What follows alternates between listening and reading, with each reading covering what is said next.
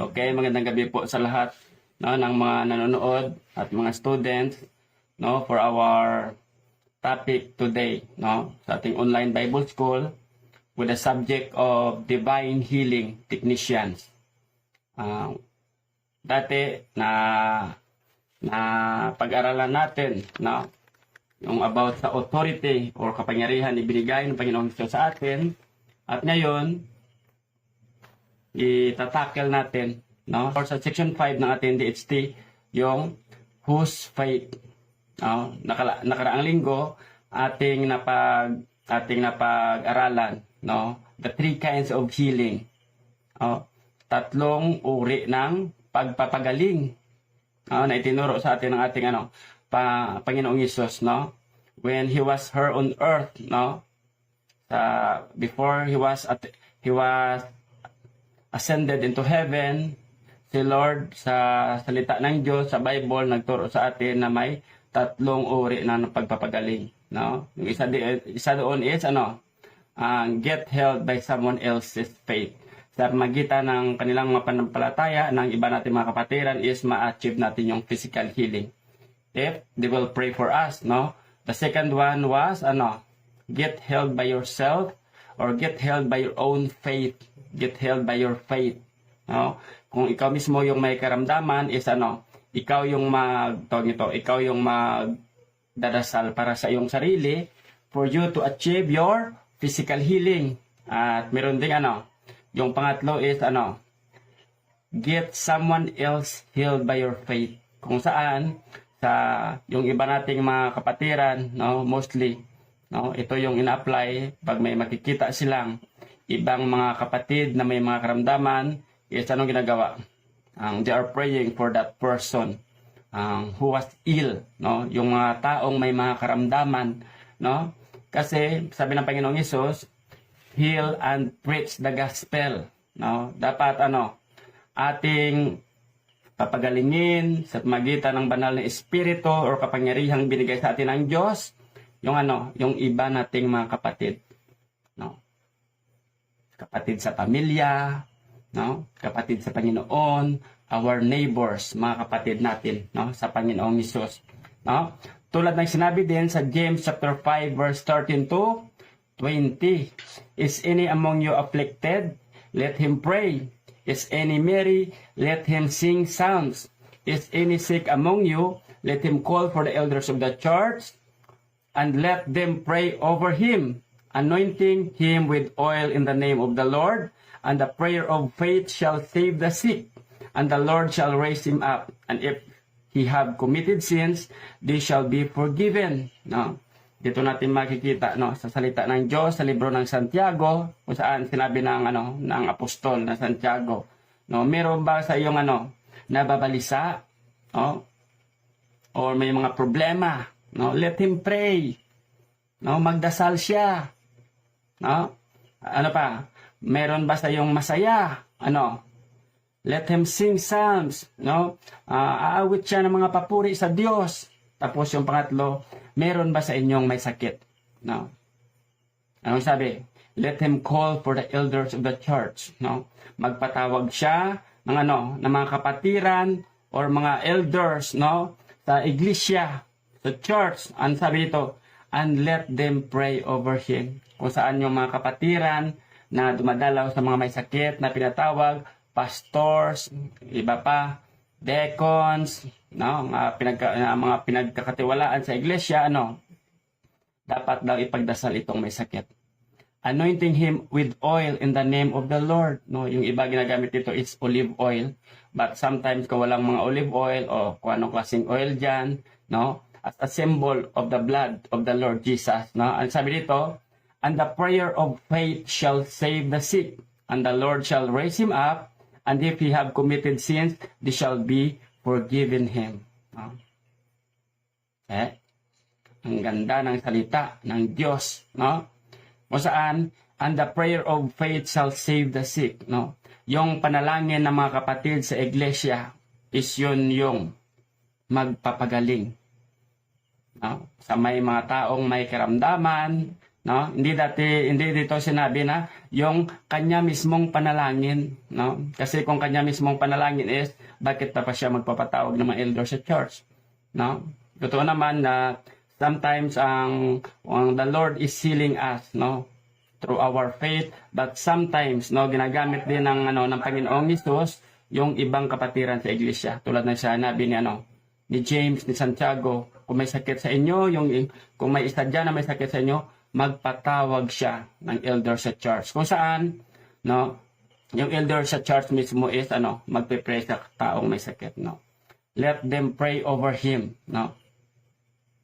Tapos, tugma-tugma sa ating topic na ngayon ni, whose faith, no. Sa James chapter 5, dito natin makikita na yung pananampalataya ng mga elder sa church is yung sinasamahan ng Panginoon, kung saan yung may sakit is napapagaling, no? Yung mga elder sa church. Tapos, dito rin natin makikita sa isa namang verse, no? Kung mag-jump up tayo sa Genesis chapter 20 verse 1 to 17, no? Kung saan yung summary dito, no? Kasi yung mahaba, kung babasahin ko pa sa English, no? Yung summary dito, kasi Abraham, no? Nung nakapasok sila sa isang lugar ng Gerar, no? Kung saan sabi ni Abraham kay Zara niya, mahal ko, napakaganda mo, no? Baka kunin ka ng hari sa kagandahan mo is at ipapapatay ako. Na para sa ating well-being, for our security, baka pwede nating sabihin na magkapatid lang tayo, no? Tapos yung ginawa, nagandahan si Abimelech sa kay Sarah, tapos pinakuha, tapos si Abraham binigyan ng mga regalo, no? Si Abraham pa mismo yung nag-offer niya tayo, sabihin natin magkapatid lang tayo, no? Natatakot siyang ipapatay ng hari, no? Tapos isang gabi, no? Nung nakuha na ng hari si Sarah, pero hindi niya pa nakatabi, hindi niya pa nasipingan, no? Sa panaginip, sinabihan si Abimelech ng Diyos, no? Verse 7 sa Genesis chapter 20, now therefore restore the man to his wife, for he is a prophet, and he shall pray for thee, and thou shalt live, no? And if thou restore her not, know thou that thou shalt surely die, no? Kasi during that time, nung kinuha ni Abimelech si Sarah, yung mga kalalakihan sa lungsod ni Abimelech is ang nagka-infertility, no? Nabaog sila. No? Tapos sabi pa ng Panginoon sa kay Abimelech niya, ibigay mo yan, ibalik mo yan kay Abraham, kasi si Abraham asawa niya, hindi niya kapatid, no? Tapos sabi ni Abimelech, "Ya Lord, patawarin po ninyo ako, alam niyong hindi ako gumagawa ng masama."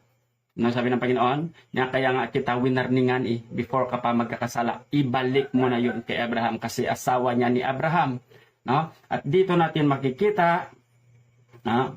Pinatawag ni Abimelech si Abraham at sinabi, ano itong ginawa mo sa akin? Bakit mo ako nilinlang? Sabi mo kapatid mo to, asawa mo pala, no? Muntik na ako magkasala ng dahil sa iyo, no? Tapos continuation, si Abraham is he prayed for Abimelech, no? For all the kingdom. At doon restore kung saan yung mga kalalakihan sa lungsod, no, hindi na nagkakasakit, hindi na nagka-infertility. No, dito natin makikita na si Abraham din mismo yung ginamit ng Panginoong Diyos to pray for Abimelech, no? And to his kingdom, his entire kingdom. Na kung saan sa pamagitan ng panalangin or pananampalataya ni Abraham, no, na restore, no, yung mga kalalakihan sa kingdom ni Abimelech sa Gerar, kung saan lahat sila, no, hindi na sila nabaog, no, kumbaga dumarami sila ulit, no. Dito natin makikita sa ating topic na ngayon na whose faith, na si Abraham mismo yung ginamit ng Panginoon, no. At sa Genesis chapter 19 verse 27 to 29, no, naalala nyo, no, before pupunta yung Panginoong Diyos na Panginoong Yahweh, no, sa lugar, no, ng Sodom at Gomorrah, No, dumaan muna siya kay Abraham. No? Tapos sinabi ng Panginoong Yahweh na si Abraham is matalik kong kaibigan. Hindi ko dapat isisikreto sa kanya yung plano kong pagpuksa sa dalawang cities of the plain, the Sodom and Gomorrah. No? Tapos nung nakita siya ni Abraham, lumuhod si Abraham na yung mukha is nakayuko sa lupa. Nakaluhod. Tapos doon sinabi ng Panginoon, no? Yung sumbong against ng ganyang mga syudad, ng Sodom at Gomorrah is kagimbal-gimbal. Kaya pupuksain ko na. Kaya lang, sinabi ng Panginoong Diyos, no? Sinabi ni Abraham, Lord, what if may 40, 50, pupuksain mo pa rin yung mga lungsod? Sabi ng Panginoon, if there were 50, hindi ko na pupuksain yung lungsod. Sabi ni Abraham, nag-bargain sila ni Lord, what if 40? Hindi ko pa rin pupuksain yung lungsod. What if 30? Sabi ni Lord, hindi ko pa rin pupuksain yung lungsod. For the sake ng mga 30 na mga believers sa lugar na yan. At sabi ni Abraham ulit, Lord, tao lang ako at galing ako sa alabok. No, ipagpatawad nyo, magtatanong ulit ako na Lord, what if 20 na lang? No, yung mga mabubuting tao dyan sa lungsod. Sabi pa rin ng Panginoong Yahweh, no, hindi ko pa rin pupuksain ang lungsod na yan. Alang-alang sa 20 nananalig sa akin. Asa yung bargain is bumaba from 50 to 10. Anong sabi na, Sabi ni Abraham, Lord, manghahas uli ako. What if tatawad ulit ako? What if 10 na lang yung nandyan sa lungsod na yan? No, sabi ng Panginoong Yahweh na for the sake ng 10 mananampalataya, hindi ko pa rin pupuksain ang lungsod na yan, ang Sodom at Gomorrah. Kaya lang, tinapos, hindi umabot ng 10 yung mga mananampalataya doon. Si Lot, ang kanyang asawa, at yung kanyang 2 anak na pinagmula ng mga Ammonites at mga Moabites, yun lang. No? Kasi, nung sinabi ni Lot na pupuksain na ng Panginoong Diyos yung Sodom at Gomorrah, no, akala nila nagbibiro lang, pati yung kanyang mga manugang na lalaki, hindi naniwala. Yung sumama sa kanya is yung kanyang asawa, yung kanyang 2 anak, no? Kaya lang hindi pa rin abot. 10 yung tawaran 4 lang sila, tapos yung isa tumalikod pa. Sabi ng anghel ng Panginoon, niya the moment na pupuksain na namin ng lungsod at papuulanan na namin ng apoy at asopre, wag na kayong lilingon. No, kaya lang yung asawa ni Lot is lumingon and she became the pillar of salt. No, naging haliging asin yung asawa ni Lot. No. Pero naka-record dito sa Genesis chapter 19 verse 29, and it came to pass when God destroyed the cities of the plain, Sodom and Gomorrah, that God remembered Abraham and set Lot out of the midst of the overthrow, when he overthrew the cities in the which Lot dwelt. No? Kung saan yung pupuksain na yung Panginoong Yahweh, yung lugar ng Sodom at Gomorrah, dito natin makikita, mababasa sa Bible is, naalala ng Panginoong Yahweh si Abraham, kaya niya iniligtas si Lot, kanyang pamilya. No, tulad din sa atin, no? Sa pamagitan natin, sa pamagitan nating mga panalangin, is-spare sila ng Panginoong Diyos sa mga distraction, sa mga trahedya, tulad ng ginawa, no, ng Panginoong Yahweh sa buhay ni Abraham, no? Kaya sa mga mananampalataya, no, dito rin natin makikita, no, na sa pamagitan sa ating topic ngayon na whose faith, kaninong pananampalataya, ating pananampalataya, ang pananampalataya ng mga kapatiran natin is effective. No? Kasi sa pamagitan ng pananampalataya natin, pwede silang iligtas ng Panginoong Yahweh. No? Tulad kay Abraham, sa pamagitan ng pananampalataya at panalangin ni Abraham, na-restore uli yung kingdom ni Abimelech, no? At nagkaanak na muli yung mga kalalakihan sa kanilang lungsod, no? At dito natin makikita sa Genesis chapter 19 na sa pamagitan ng panalangin at pananampalataya ni Abraham is naligtas si Lot, no? Tapos sa Mark chapter 5 verse 22 to 24, no? Dito rin natin makikita si Jairus, kung saan yung kanyang anak na babae is nagkasakit, no? Mark chapter 5 verse 22 to 24, and behold, there cometh one of the rulers of the synagogue, Jairus by name, and when he saw him, he fell at his feet and besought him greatly, saying, My little daughter lieth at the point of death. No? I pray thee, come and lay thy hands on her, that she may be healed, and she shall live. No? Verse 24, and Jesus went with him, and much people followed him, and thronged him. No? At dito natin makikita, no, na sabi ni Jairus sa Panginoong Hesus na, Lord, yung anak kong babae is naghihingalo na at malapit nang mapamamatay. No? Sa pamagitan ng pamanampalataya ni Jairus, na-restore ulit, ano, yung kanyang anak na babae is nabuhay na muli. Dito natin makikita na sa ganitong mga pananampalataya is, ano, yung ating mga panalangin is, ano, ang ina-answer ng Panginoon Hesus. No? Kaya wag tayong magtamad sa kakapray, to believe, no? Iba sa atin may mga nasa ospital pa, no? But sometimes hindi tayo nananalangin for them to be recovered, no? At sinong gagamitin ng Panginoong Hesus doon? Tayo, no? Kasi sometimes sa mga Christians na napaniwala na sila talaga ng tradisyon na ang kailangan lang talagang manalangin for that specific person na kailangan ng kagalingan, ano, we're Christians also, no? Para sa kanilang mga pananampalataya, sa kanilang mga sacred cows, dapat, Lord, Christian lang yung pwede lang magpanalangin sa, no? Pero sa mga aral ng Panginoon sa Bible, the centurion Roman was not a Christian, no? He was a Gentile. He was not Jewish, pero sa pamagitan ng pananampalataya ng Roman centurion, ano, pinagaling ng Panginoong Hesus yung kanyang servant. No? Ano pa? Yung anak na babae ng ng taga-Kanaan, no? Ang anak ng Canaanite woman, no? Ninyo ba alam na yung Canaanite woman, was not belong to the covenant God had with Israel? No, pero sa pananampalataya ng Canaanite woman, no, 'di ba sabi ni Jesus na hindi pwedeng ako kunin yung tinapay at itapon sa mga aso. Sabi ng Canaanite woman, na totoo yan, Panginoon, pero kahit aso mismo is nag-e-expect, no, na sa hapagkainan ng kanyang amo is may malalaglag na pagkain. No. Sabi ng Panginoong Hesus, di dapat kunin yung tinapay at itapon sa mga aso. Because yung mga anak, kunin yung tinapay sa mga anak at itapon sa mga aso kasi yung mga anak yun yung mga Jewish people. Sa kanila lang nakipagtipan ang Panginoong Yahweh. No?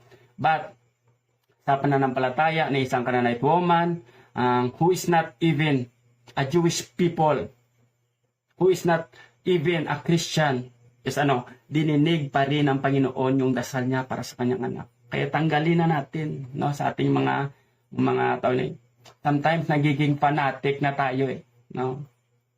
Na sometimes yung mga aral ng Panginoong Hesus, parang lahat na lang parang sa kanilang mga teaching is parang lahat ng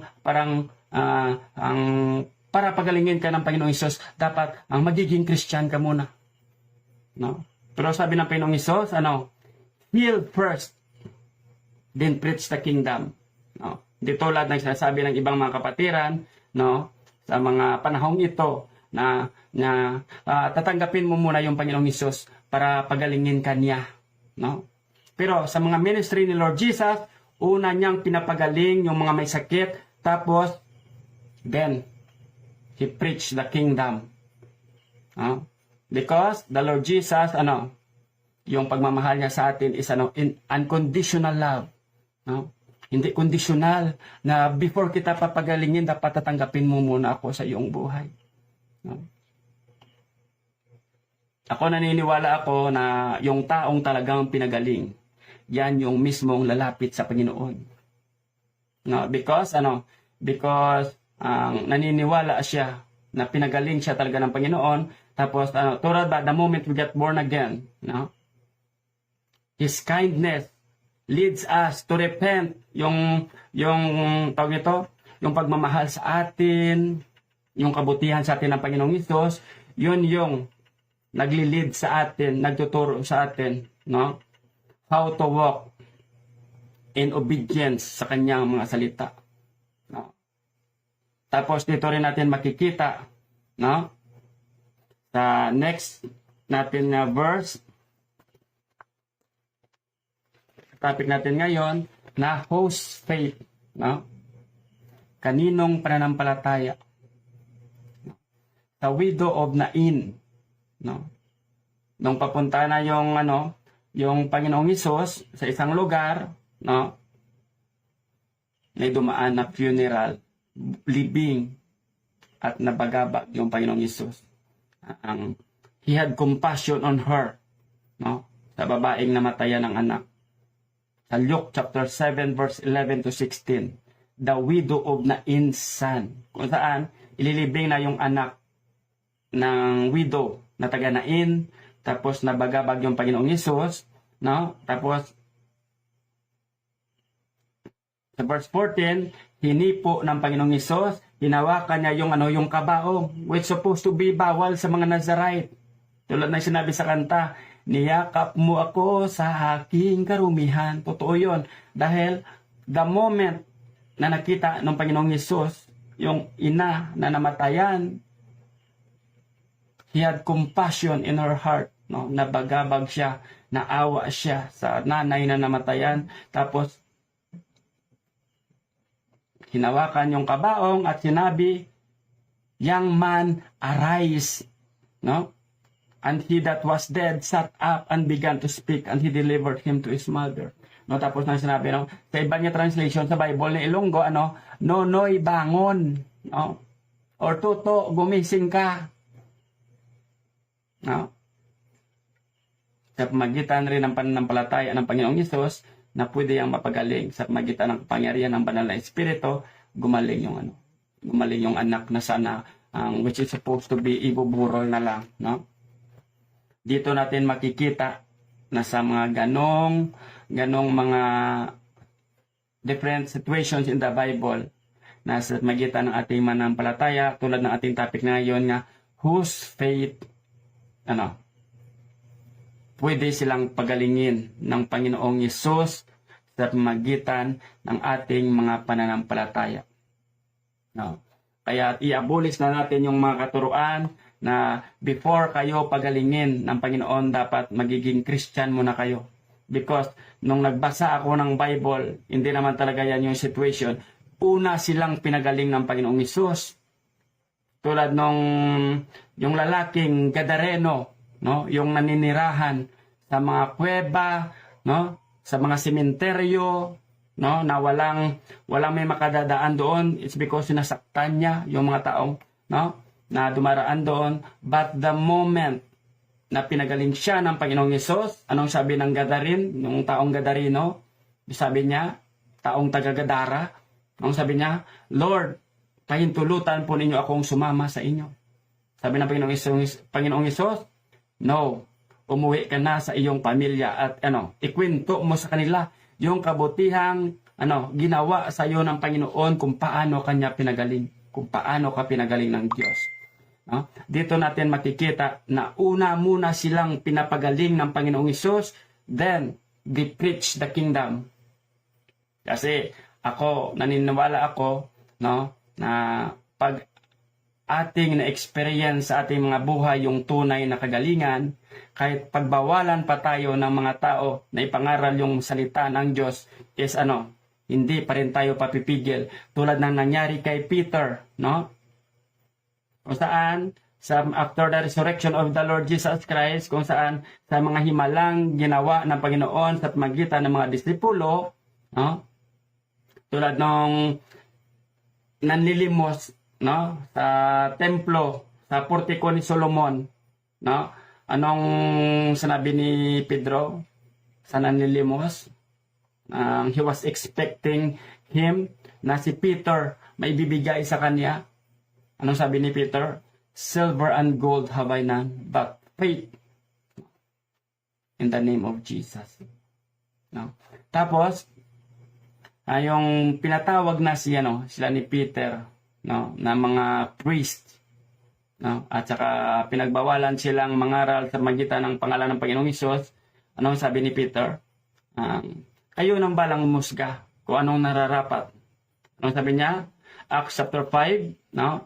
We ought to obey God rather than men. No? Masusundin namin ang Panginoon kaysa tao lang. No? Tulad ng mga taong tunay naka-experience ng kagalingan, tunay naka-experience ng kaligtasan, susundin namin yung Panginoon. Kahit pagsabihan ka na ng mga relatives mo na si Edgar nababaliw na yan, palagi na lang nangangaral ng salita ng Diyos, no? Palagi na lang Bible, no? Hindi pa rin tayo pipigil sa pagpipreach ng salita ng Diyos because na-experience mismo natin sa ating mga sarili ng Diyos yung tunay na nagpapagaling, yung Diyos, yung tunay na nagbibigay sa atin ng kaligtasan. No? Sana yung bawat isa sa atin is may natutunan sa ating topic ngayon, no? Na sa ating DHT5, Divine Healing Technician, no? Whose faith, no? Tulad ng sinabi dito, someone must have faith. Dapat yung kahit isa sa inyo, kahit sino sa inyo may pananampalataya, no? Kahit sa mga bahay ng mga may sakit, dapat tayo mismo na pumunta doon is ang may pananampalataya na sila ay kayang pagalingin ng Panginoong Hesus, no? Kasi pag tayo mismo, tayo reserve, no? Not all the time na pupunta tayo sa bahay ng ating mga miniministeryuhan is hindi most of the time may mga pananampalataya sila, no? But kahit wala silang pananampalataya, pwede pa rin silang panagalingin ng Panginoong Hesus sa pamamagitan ng ating pananampalataya. Tulad ng topic natin dati, there were 3 kinds of healing. Pwede silang pagalingin sa pamamagitan ng ating pananampalataya. Pwede rin tayong panagalingin yung ating mismong katawan sa pamamagitan ng ating mga panalangin at pananampalataya. At pwede rin tayong pagalingin ng kanilang mga pananampalataya. No, kaya dapat tayo reserve na kahit pumunta tayo sa bahay ng mga may sakit, no? Expect ka na talaga na wala yung pananampalataya. Nagkasakit na nga, yung iba nga namatay na, no? Kaya tatanggalin na natin yung mga aral na hindi siya gumaling dahil wala siyang pananampalataya. Yes, given na yon. Kaya nga pumunta ka ron, no? Dahil ikaw mismo yung may pananampalataya, tulad ng sinabi ni James sa James chapter 5 verse 16, no? May sakit ba yung iba sa inyo? Magpatawag siya ng mga elders at church, no? At pray over for him sa taong may sakit, no? At pagagalingin sila ng Panginoon sa pamagitan ng ating pananampalataya, no? At naway may natutunan tayo sa ating aral ngayon, sa ating topic DHT5, whose faith, no? Divine Healing Technician, kung saan yung kagalingan is mula sa Diyos, no? At mag-closing tayo, no? Ama namin, Lord na nasa langit, Lord, salamat sa mga aral na ito. Salamat, Panginoon, sa mga teaching na ito. Hallelujah. Whose faith, kaninong pananampalataya, no? Kaninong pananampalataya ba dapat yung required for us to receive the healing, no?